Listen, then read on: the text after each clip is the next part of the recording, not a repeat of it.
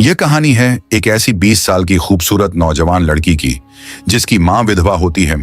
कैसे उस लड़की की काम वासना की प्यास बढ़ जाती है, कैसे वह हर दिन अपनी इस प्यास को बुझाने का प्रयास करती है, और फिर कैसे एक दिन एक नौजवान साधु आकर उसकी इस प्यास को बुझाता है।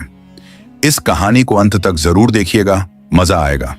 नंदिनी एक 22 वर्षीय सुंदर युवती थी जो अपनी विधवा मां गौरी के साथ एक छोटे से गांव में रहती थी।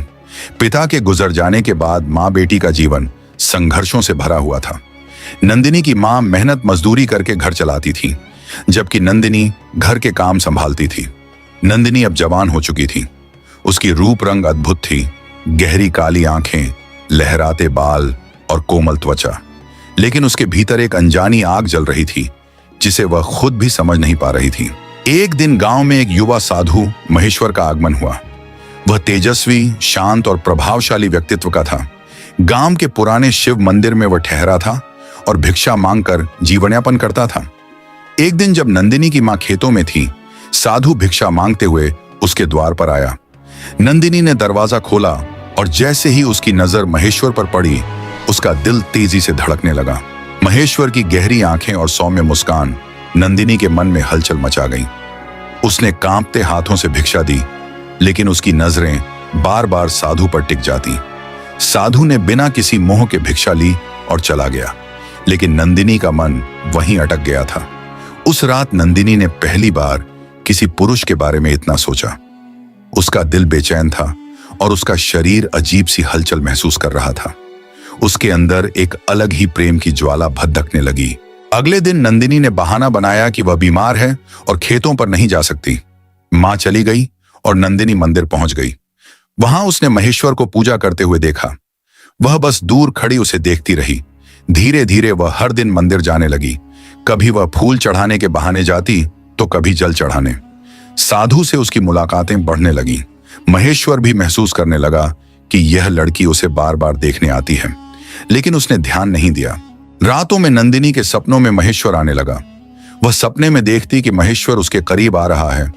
उसकी सांसें उसकी गर्दन को छू रही हैं और उसके आत्मा को संतुष्ट कर रहा है। उसकी कल्पनाएं उसे और बेचैन कर रही थीं। एक दिन वह मंदिर में अकेली थी।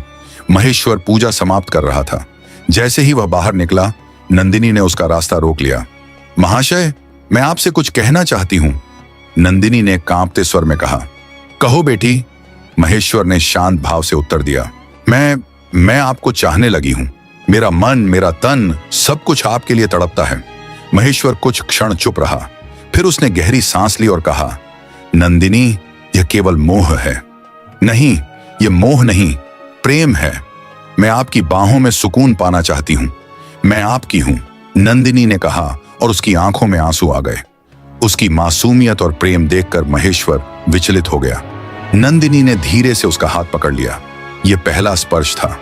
महेश्वर ने कुछ नहीं कहा, लेकिन उसने अपना हाथ धीरे से छुड़ा लिया।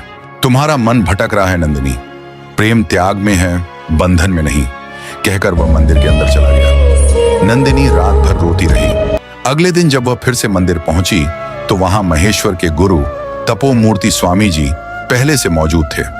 गुरु जी को देखकर नंदिनी घबरा गई। उन्हें सब कुछ पहले से पता था। बेटी, तुम्हारी आयु को दोष नहीं दिया जा सकता, लेकिन तुम्हारा मार्ग गलत है। मोह में बंधना सुख नहीं, दुख लाएगा। तुम्हारा विवाह ही इस समस्या का हल है।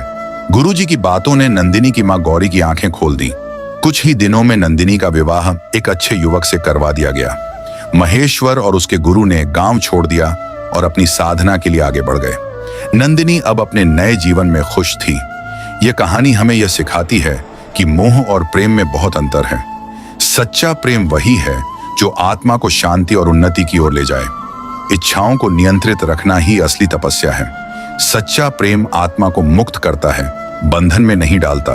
अब समय हो गया है आपसे इजाजत लेने का। आशा करता हूं कि आपसे अगली वीडियो में जरूर मुलाकात होगी। जय श्री कृष्ण, राधे राधे।